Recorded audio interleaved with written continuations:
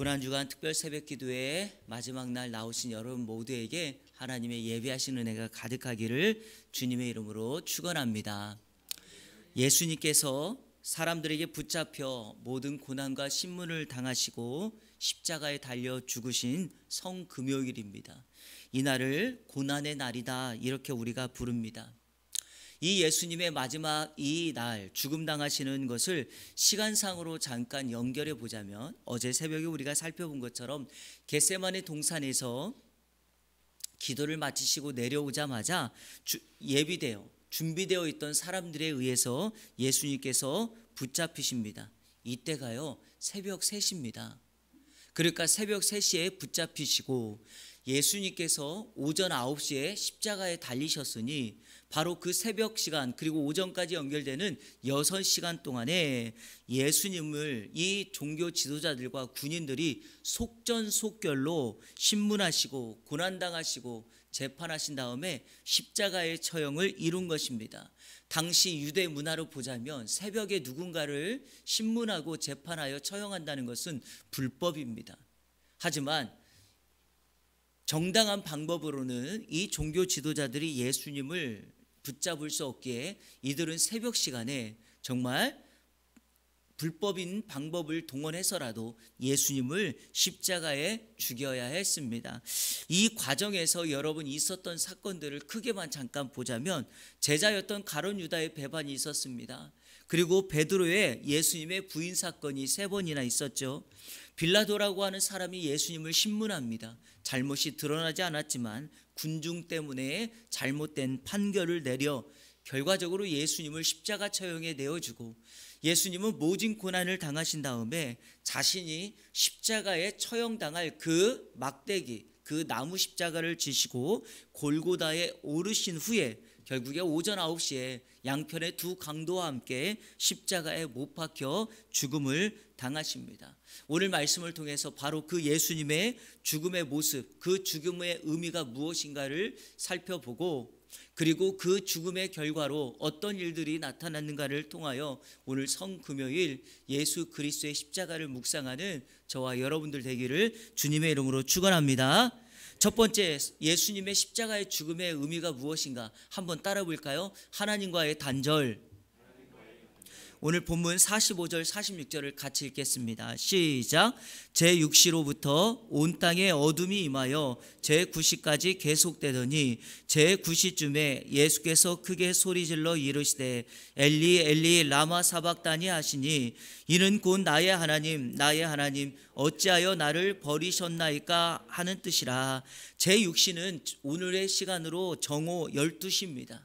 태양빛이 가장 뜨겁게 내리쬐는 그때 바로 온 세상에 어둠이 임합니다. 그리고 예수님이 돌아가실 때까지 3시간 동안 오후 3시까지 이 어둠이 임하게 되죠. 어둠이 임했다는 것은 무엇일까요? 어둠과 사망의 주관자인 마귀가 자신의 승리를 선포하는 거죠. 내가 예수를 죽였다라고 하는 바로 그 승리를 선포합니다. 물론 그 승리, 그의 자만함은 3일을 넘기지 못하였습니다.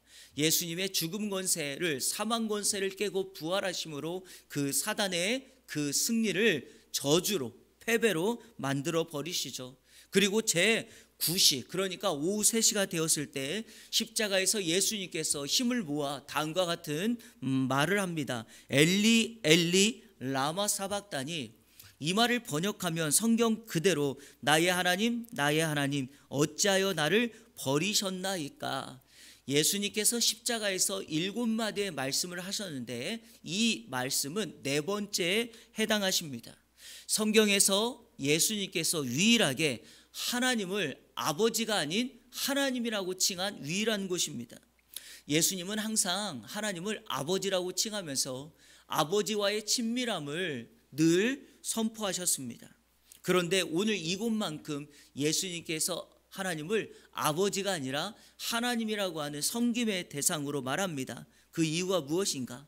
인류의 죄를 담당하기 위하여 예수님께서 인류의 속죄 제물이 되셨는데, 바로 그 속죄 제물로 십자가 위에서 유일하게 하나님과 단절이 된 사건이 바로 십자가의 죽음입니다. 그러니까 예수님은 하나님을 아버지가 아닌 하나님으로 부르며 바로 이 십자가의 딱 유일한 사건 한 번이 하나님과 예수님 사이에 단절된, 즉 인간으로서 죄를 담당하게 하여 죽으신 예수 그리스도의 모습을 선포하시기 때문입니다. 하나님께서는 세상을 사랑하시고 우리를 사랑하시고 인류를 구원하기 위하여 자신의 독생자 아들 예수 그리스도를 십자가에 버리십니다. 바로 그 사건이 있었기 때문에 우리가 살았고 우리가 지금까지 살아갈 수 있는 것이죠.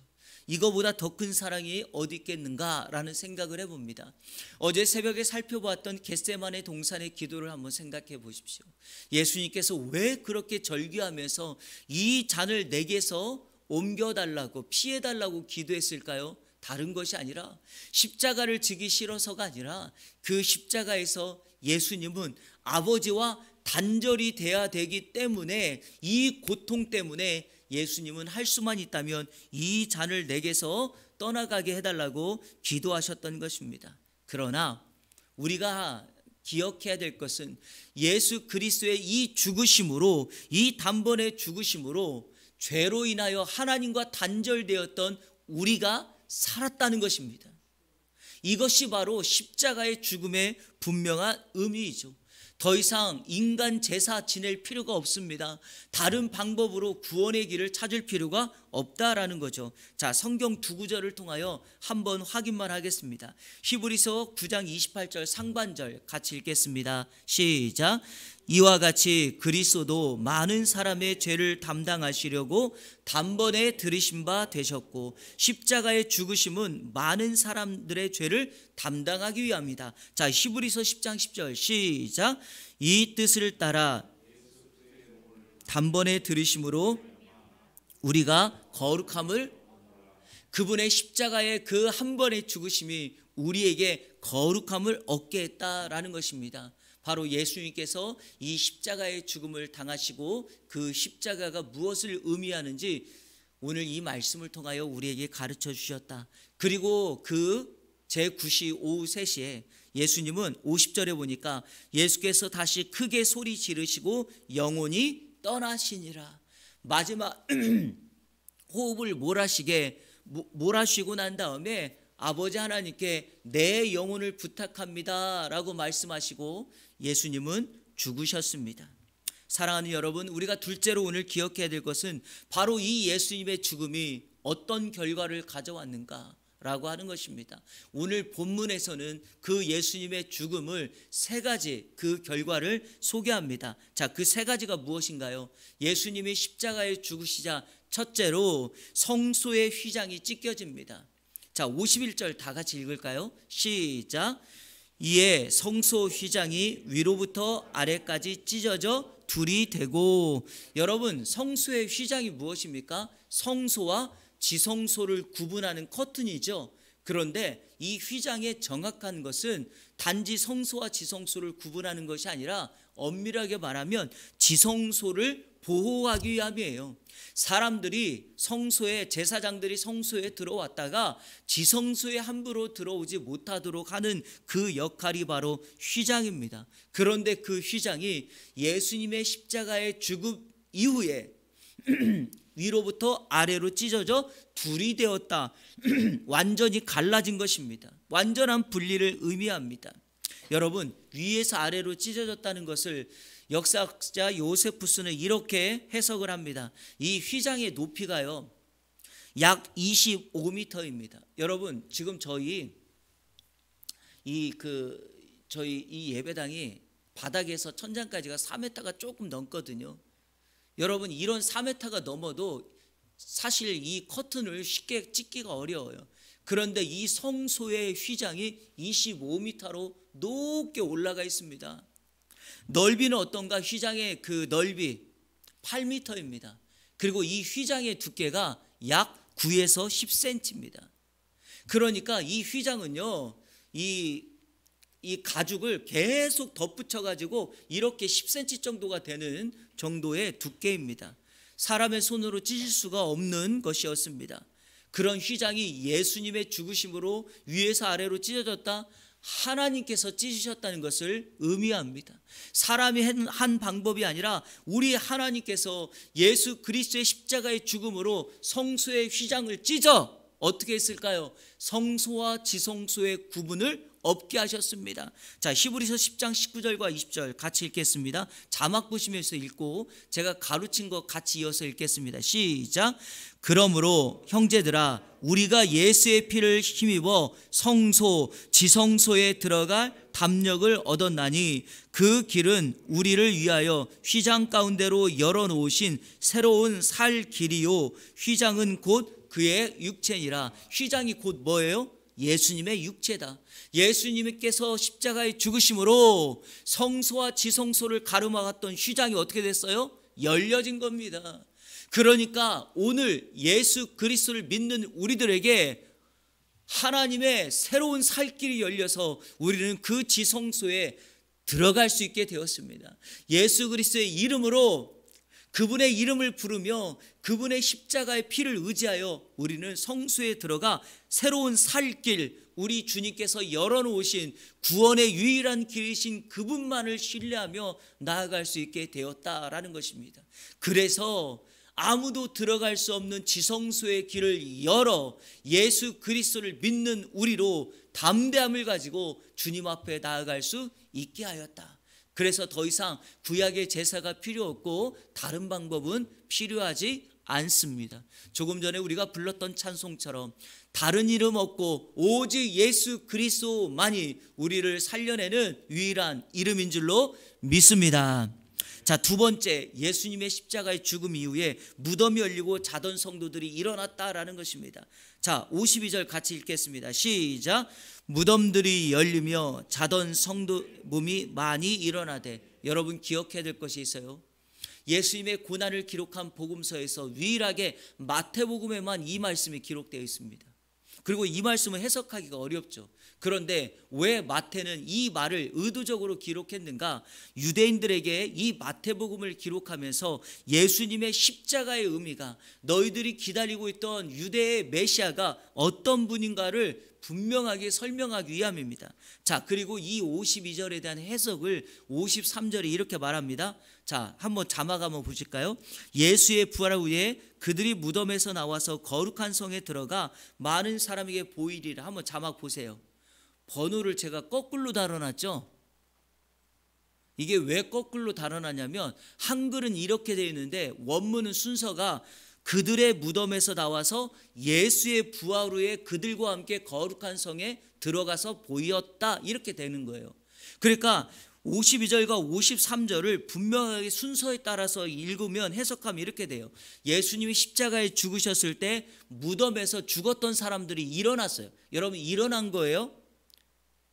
그때 완전히 돌아다녔다는 것이 아니라 일어났어요. 그리고 그들이 어떻게 했어요? 무덤에서 나왔어요. 나오자마자 어디 있는지는 모르겠지만 성경이 이렇게 해석을 하는 거예요. 세 번째, 예수의 부활할 때 그들이 예수님과 함께 예루살렘, 거룩한 성은 예루살렘이니까 예루살렘에 들어가 사람들에게 보였다라는 것입니다. 왜 마태는 이 말을, 다른 복음서에 없는 이 말을 여기에 기록했을까요? 이것을 아셔야 돼요. 예수님의 십자가의 죽음은 그것으로 끝이 아니죠. 조금 전에 말씀드렸던 그 어둠과 사망의 권세를 깨고 우리 주님께서 3일 후에 부활하셨다라고 하는 산소망을 갖게 하는 것, 바로 예수님은 십자가의 죽음과 그 죽음과 함께 연결하여 예수 그리스도의 부활을 알리기 위함이죠. 그래서 유대인들이 가지고 있던 신앙의 한계인 부활 신앙을 깨운 것입니다. 바로 그것을 사람들에게 알리기 위하여 마태는 그 예수님의 죽음의 그 현장에 오늘과 같은 말씀을 기록하고 있다라는 거죠.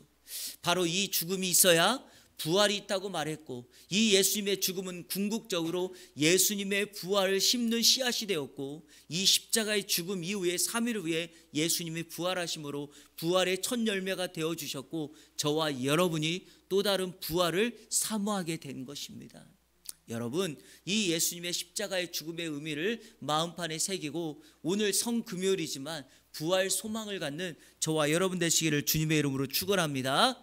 예수님의 십자가의 죽음 이후에 어떤 일이 있었는가? 세 번째, 사실은요, 그 십자가와 연결해 보면 오늘 이 세 번째가 우리에게 가장 중요한 것 중에 하나입니다.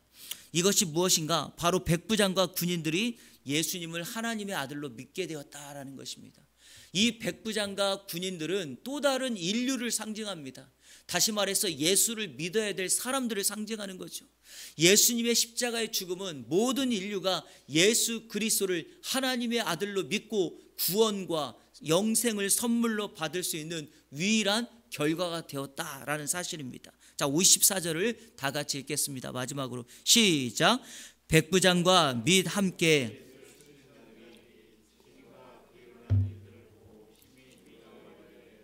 이는 진실로 하나님의 아들이었도다 하더라. 아멘. 예수님의 십자가의 죽음의 궁극적인 목적이 무엇입니까? 십자가는 우리에게 구원의 길을 열어놓으신 하나님의 능력이고 하나님의 방법입니다. 그래서 고린도전서에서 말한 것처럼 십자가의 도가 어리석은 자에게는 믿지 않는 자들에게는 어리석은 것이 되지만 그 십자가의 능력을 믿는 자들에게는 유일한 구원의 길, 하나님의 지혜가 된다라는 것입니다. 고난주간에 예수 그리스도의 십자가를 묵상하는 사람들에게 마음속에 새겨야 될 가장 중요한 것 하나는 바로 그 십자가는 우리에게 구원의 능력이 되었다라고 하는 것입니다. 예수님의 이 고난주간에 걸어가셨던 그 여정을 한번 생각해 보십시오. 만났던 사람마다 다 구원의 역사가 일어나죠. 십자가 양편의 강도가 구원받죠. 바로 이러한 모든 것들이 예수님께서 십자가의 능력을 통하여 십자가를 통하여 우리에게 보여준 거죠. 그리고 마지막으로 이 십자가를 지키고 있었던 십자가 처형을 지키고 있었던 백부장과 또 다른 군인들과 사람들이 예수 그리스도를 통하여 십자가를 통하여 구원을 얻게 된 것입니다. 말씀을 맺겠습니다. 여러분, 이 십자가의 오늘 성금요일 고난주간 마지막의 결론을 이렇게 맺으려고 합니다. 백부장과 및 함께 무덤을 지키던 자들이 지진이 일어나고 하는 것을 보며 성경이 이렇게 말합니다. 심히 두려워했다. 여러분, 이것이요 인류가 갖는 기본적인 마음입니다. 이 땅에는 모든 사람들은 기본적으로 두려움을 갖고 살아갑니다. 백부장과 두려움을 가졌던 이와 같은 두려움이 동일하게 세상에 있습니다. 무엇을 결정할 때마다 두려움을 갖습니다. 또 사람들을 만날 때도 내가 정말 그 사람과 잘 만날 건가라는 걱정을 갖습니다. 두려움을 갖습니다. 병에 대한 두려움, 물질에 대한 두려움, 버림받음과 상실에 대한 두려움 등 모든 두려움을 갖고 살아갑니다. 그런데 여러분, 이 두려움을 해결하기 위하여 사람들이 취하는 방법 또한 다양합니다. 누군가는 병원에 가서 약을 처방받습니다. 누군가는 상담을 받습니다. 여행을 가기도 하고 또 다른 취미를 갖기도 하죠. 여러 가지 다양한 방법을 해결책으로 갖지만 그럼에도 이 두려움은 근본적으로 해결되지 않습니다. 성도 여러분, 이유가 뭔지 아십니까? 두려움이라고 하는 것은 바로 오늘 본문에 이 백부장과 무덤을 지키던 사람들이 갖는 두려움을 해결했던 것과 동일해요. 뭐냐? 유일한 해결책은 바로 예수 그리스도를 만나는 것뿐입니다. 두려움은요 다른 것으로 해결되지 않아요. 성경을 보시면 사람들이 두려워할 때마다 그 두려움이 발생한 이유가 뭡니까? 믿음이 없어서 그런 거예요. 그래서 믿음이 없으니까 언제든지 어느 장소에서 어느 시간이든지 항상 두려움을 가진 겁니다. 여러분은 왜 두려워합니까? 가만히 보세요. 믿음이 없기 때문 아닙니까? 그러므로 우리에게 오늘 예수 그리스도의 십자가를 통하여 우리가 가져야 될 것은 무엇입니까? 바로 믿음입니다. 믿음만이 두려움을 물리치고 믿음만이 세상에서 승리할 수 있는 유일한 비결입니다.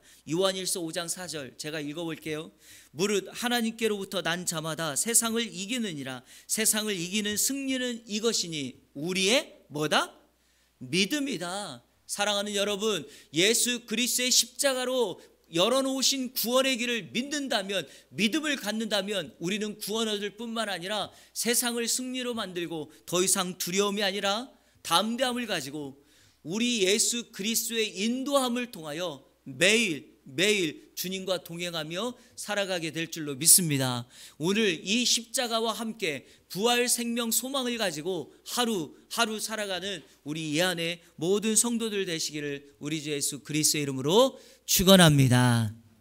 우리 찬송가 하나 들어가겠습니다. 찬양 예수 인도하셨네. 이거 우리 예전에 참 많이 불렀던 찬양인데요, 매일매일 발걸음마다 예수 인도하셨네. 나의 무거운 죄 짐을 모두 벗고 하는 말, 예수 인도하셨네. 여러분, 세상의 짐을 내가 가지고 있으면요 주님과 함께 갈 수 없어요. 그런데 내 가진 짐을 그분께 맡기면 우리가 어떻게 됩니까? 근심 걱정하지 않고 두려움 갖지 않고 살아갈 수 있게 됩니다. 우리 이 찬양 부르면서 주님 다시 이 땅에 오시는 그날까지 우리에게 승리와 구원의 살 길을 허락하신 예수 그리스도, 그분과 매일 동행하며 살아가는 여러분 되기를 축복합니다. 그런 맥락에서 이런 마음을 가지고 이 찬양을 같이 고백하도록 하겠습니다. 내 인생 여정 끝내요. 내 인생 여정 끝내어 강 건너 언덕 이를 때 하늘문 향해 말하리 예수 인도하셨네. 매일 발걸음마다 예수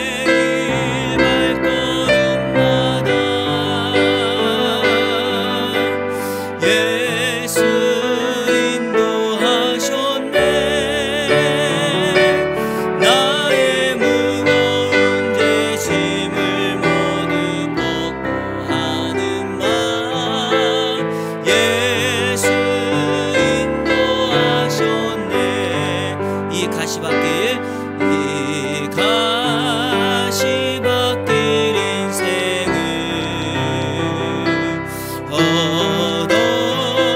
허덕이면서 갈 때에 시험과 환난 많으나 예수 인도하셨네. 예수 인도하셨네. 매일 발걸음마다 예수 인도하셨네. 나의 무거운 죄 짐을 모두 벗고 하는 말, 예수 인도하셨네. 내 밟은 발걸음마다 내 밟은 발걸음마다 주 예수 보살피시사 주 예수 보살피시사 우리 선포합니다. 승리의 내가 부르며 주를 찬송하리라. 주를 찬송하리라. 매일 발걸음마다 예수 인도하셨네. 나의 무거운 죄 짐을 모두 벗고 하는 말, 예수 인도하셨네. 아멘. 죄로 인하여 세상과 단절되고 하나님과 단절되었던 우리들을 예수 그리스도의 십자가로 주님은 새로운 살 길을 열어주셨습니다. 여러분, 십자가만이 우리의 능력입니다.